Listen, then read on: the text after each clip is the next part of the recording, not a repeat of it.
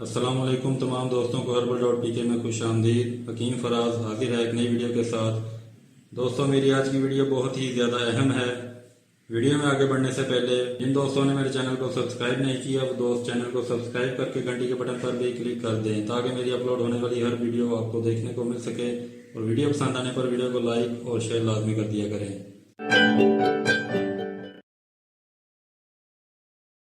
آج کی ویڈیو ان افراد کے بارے میں ہے، ان افراد کے بارے میں بات کروں گا اس ویڈیو میں جن کا مزاج بہت زیادہ گرم ہوتا ہے، اول درجہ میں گرم ہوتا ہے۔ ایسے افراد کے عضو میں انتشار تو بہت زیادہ ہوتا ہے، لیکن ایسے افراد سرعت انزال یعنی جلدی فارغ ہونے کا شکار بہت زیادہ ہوتے ہیں۔ ایسے افراد یا تو بیوی کے ساتھ رومانٹک باتیں کرتے ہوئے فارغ ہو جاتے ہیں یا پھر دخول کے وقت فوراً فارغ ہو جاتے ہیں۔ ان افراد کو بیوی کے سامنے شرمندگی بھی اٹھانی پڑتی ہے۔ جب جسم کا مزاج اول درجہ میں گرم ہو جائے تو جسم میں خشکی کا غلبہ خود بخود بڑھنے لگتا ہے، اور ایسا مزاج گرم خشک مزاج ہوتا ہے جو کہ بگڑا ہوا مزاج ہوتا ہے۔ ایسے مزاج والے افراد چھوٹی چھوٹی بیماریوں میں مبتلا ہونا شروع ہو جاتے ہیں، مثلاً بالوں کا تیزی سے سفید ہونا، معدہ کا نظام بگڑ جانا، رنگت کا سیاہ ہونا، خون کی خرابی ہونا، مثانہ میں گرمی ہونا، قبض کی شکایت رہنا، جسم کمزور ہونا، جسم میں سستی رہنا، کسی بھی کام میں جی نہ لگنا، پاؤں کا سن رہنا وغیرہ وغیرہ۔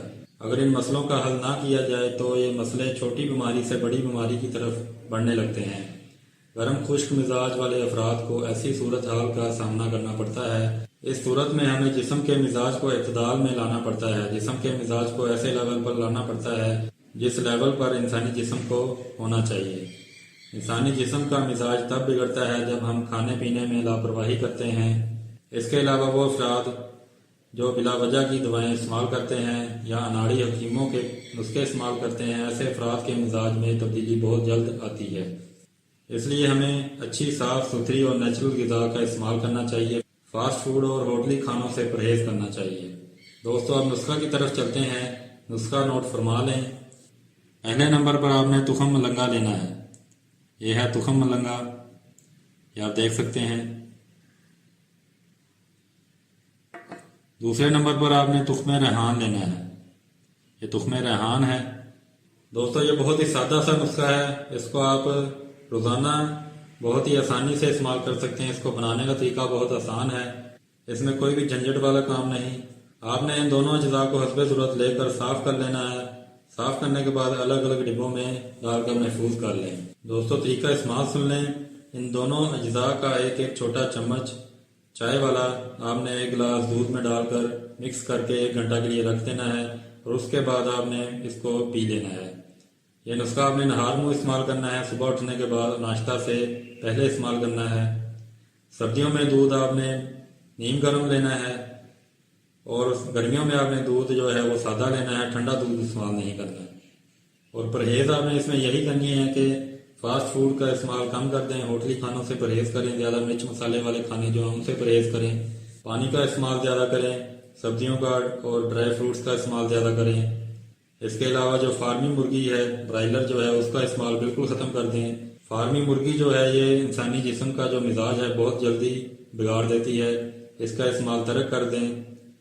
دودھ، مکھن، دہی، پنیر، ان چیزوں کا استعمال زیادہ کریں، دیسی گھی کا زیادہ استعمال کریں۔ دوستو دیکھنے میں تو یہ نسخہ بہت ہی چھوٹا سا اور سادہ سا لگتا ہے، لیکن استعمال کرنے پر آپ کو اس کے فوائد پتہ چلیں گے تو آپ مجھے دعاؤں میں یاد رکھیں گے۔ اب آپ کو کیا پتا اللہ تعالیٰ نے آپ کے لیے شفا 10 روپے کی دعا میں رکھی ہے یا ہزاروں روپے کی دعا میں رکھی ہے۔